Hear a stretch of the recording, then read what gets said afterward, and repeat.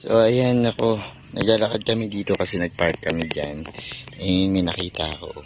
Subok na talagang nagpapatibay sa kanila at the same time napapabilis yung pagdami o yung pagsuloy. Napansin nyo na mayroong mga itlog. Yung nagbigay sa akin, hindi niya na tinanggal to. Ito, samahan pa ng mga balat ng itlog. Talagang mas gaganda pa yung mas tumaba pa. Ayan, hinahalo natin dyan dun sa ating. Hello everyone, this is Sir Misunao, Mini Dino Park and Eco Garden, and welcome back sa ating YouTube channel. For today's video, ano nga ba gagawin natin?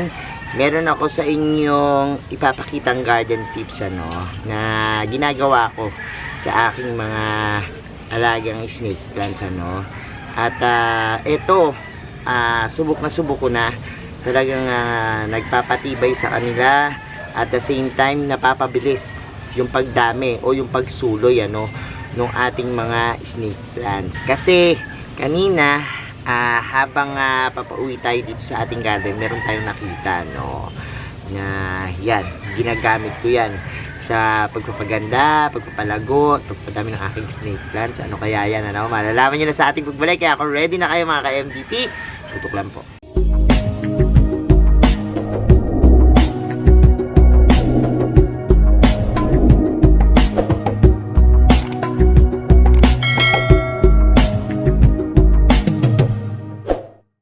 So ayan ako, naglalakad kami dito kasi nagpark kami dyan. May nakita ako. Itlog, ang dami. Hindi yan pwede yung gamitin Mamaya pa kukuha ko to para magamit kasi may mga balat ng itlog. Ayan na po, dumating na. Nakuha na nila taba at ni halin niya. Oh, itlog. Ano kaya gagawin natin? Mabaho ba? Oo, sir. Mabaho? Siyempre luma na to. Mahugasan natin mamaya. Sige, mamaya papakita ko sa inyo kung paano gagawin ko dito sa pinakuha kong itlog. So, ito na. At kunin na natin. Yan. At atin ngayong hugasan. Hugasan natin dito sa pauset. Kasi medyo mabaho siya. Actually, ano ang gagawin? Oh my God. Talagang namulot tayo nito. Actually, kami dito, madalas din mag-itlog. Kaya lang, hindi naman naiipon. Isa-isa lang minsan. Nakukuha natin. Pero ito kasi, nakita ko parang sabay-sabay ata. Hindi nag-guide lang yung nagtapon nito. So, tinapon na yan. Ngayon ay yan, hugasan lang naman natin ng very light kasi para naman na malinis siya kasi kapag tumatagal kasi yung itlog lumabaho kapag hindi natatanggal yung mga so ito natin na ito mga itlog. Okay, hindi naman to penoy. Ito ay itlog lang talaga kasi ayan, nakita nyo look. Ayan, alisin muna natin siya and ang gagawin natin is patutuyuin natin ito maya kapag nahugasan na natin. Nakita nyo look ang kano nito.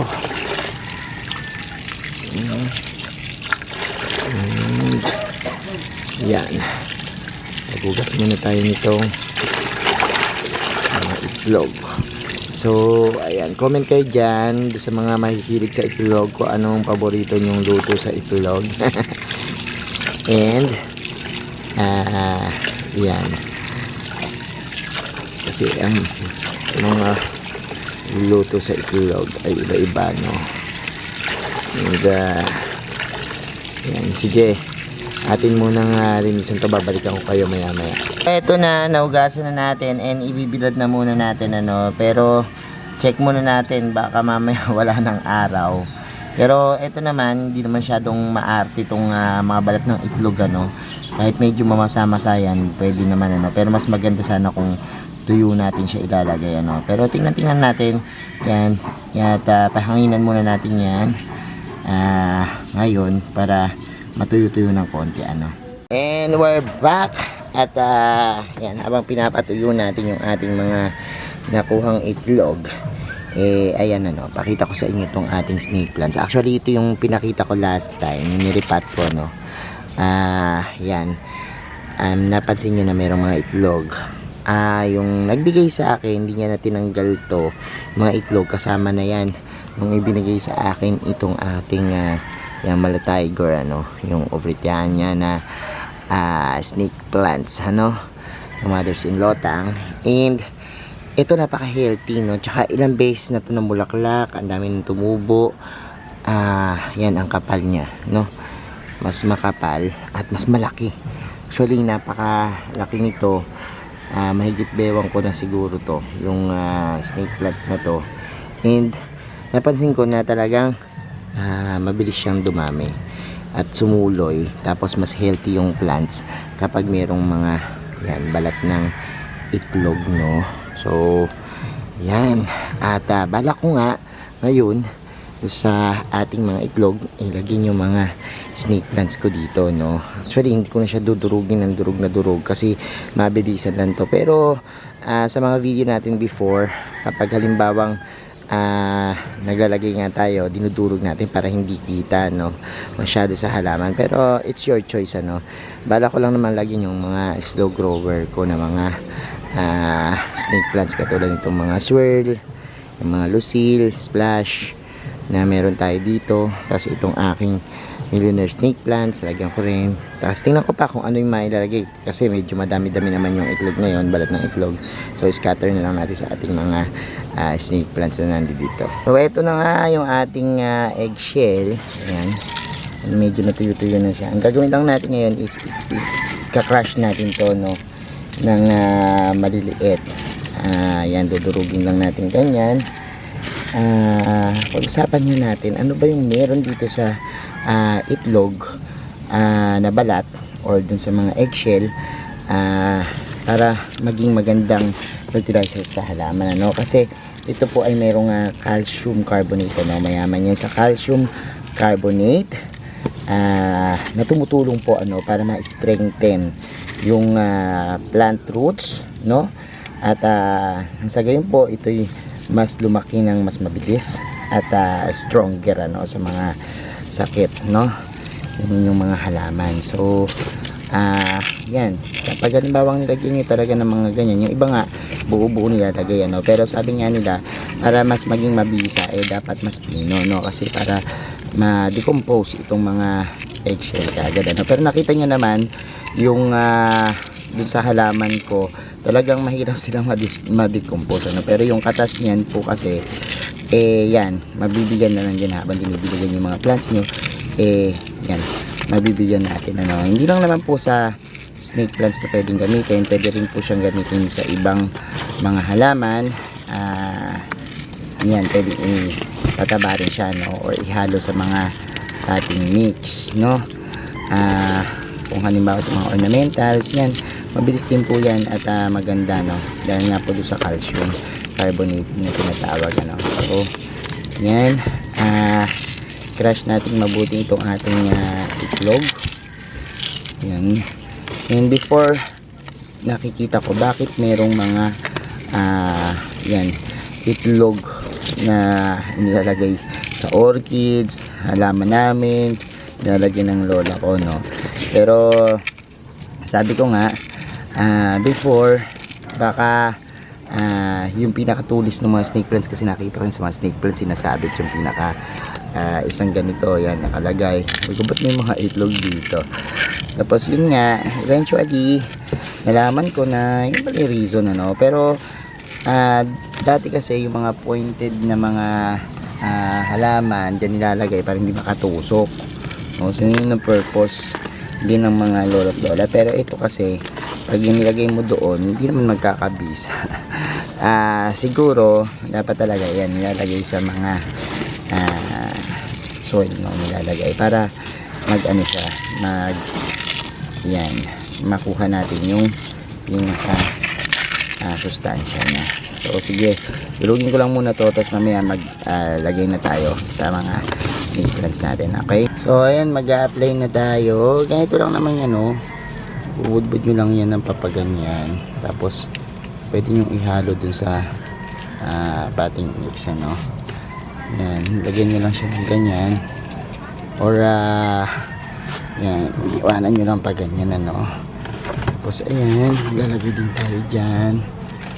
So yan, para bumilis yung suloy, and sobrang helpful nito sa mga halaman natin, ano. Sabi ko nga, yung mga gusto kong paramihin ng mga snake plants, yan, napaparami ko, ano, kapag nilalagyan ko yan ng mga eggshell, ano. So yan, yan yung ginagamit ko as fertilizer din, ano, kasi yan, kapag nilagyan mo yan, mga ilang linggo o ilang araw, yun ang makikita ka ng improvements dun sa kanila, no. Mas tumataba, mas gumaganda, tsaka yung yan, pag lago ng kanilang mga ugat sa ilalim, mas mabilis, ano. Kapag halimbawang ilalagyan natin itong ating mga eggshell, no. Yan, maglagay pa tayo dun sa iba nating plants. Tingnan natin yung mga koleksyon ko doon. Papansin ko rin, pag naglalagay ako nito, mas maganda yung kulay ng ating mga snake plants, ano. Mas maganda yung ano, dahon nila, no. Yung mga napoproduce na dahon, mas maganda. At yan, mas nagiging matingkad, no. And bukod naman sa yan, paglalagay natin sa kanila ng pwesto sa magandang light, no, lighting, yung requirements na nakukuha nila, ito, samahan pa ng mga balat ng itlog, talagang mas gaganda pa yung inyong mga snake plants at magiging mas matingkad yung kulay nila, no. So yan, lagyan natin sila.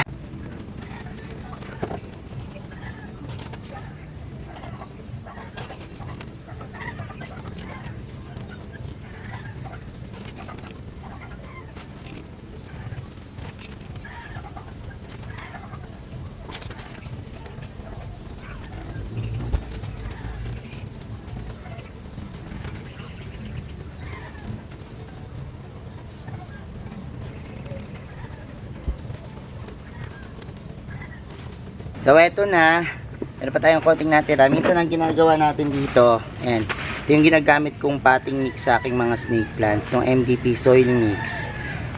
Available yan dito sa aming garden. Ang ginagawa ko dyan, para ito mas tumaba pa, ayan, hinahalo natin dyan, ano, dun sa ating crush na egg, no. At yun, hinahalo natin, ganyan siya. So ganyan magiging itsura niya, oh. Parang wala lang. Kung ayaw nyo ng yung nasa ibabaw, tas parang yan, nakatapping siya, pwedeng ganito yung gawin nyo, mas hindi halata, ano. At ito, mas effective to yung paghahalo ng ganitong lupa, oh. Kung meron kayong potting mix, kung ano yung ginagamit nyo sa inyong mga sansevieria, snake plants, yan, pwedeng ganito yung gawin nyo sa kanya, no. Tapos ito, kapag meron akong mga, kasi minsan bumababa yung lupa, ano, at hindi naman maiwasan talaga na nakikita yung mga ugat nila, ang ginagawa ko, ito yung pinantatabong ko sa kanila, no. Sige, apply na natin ito dun sa ating snake plants, itong aking hinalong mga yan, balat ng itlog dito sa ating potting mix. Ayan, napakita ko sa inyo ng malapitan, ganyan siya. So tara. So ayan, for example, itong ating copper tone, dadagdagan lang natin ng ganyan. So hindi siya masyadong halata, unlike nung kapag halimbawang itatappings lang natin siya, no? And ayan, yan, matabang-mataba na po yan. Yung lupa nyo na yan at talagang gaganda na yung inyong mga plants. Ito, maganda rin po yan ilagay doon sa mga may bagong sulo yan, no? Bagong baby, or doon sa mga slow grower na snake plants para mas bumilis po silang laki, no? Lumaki.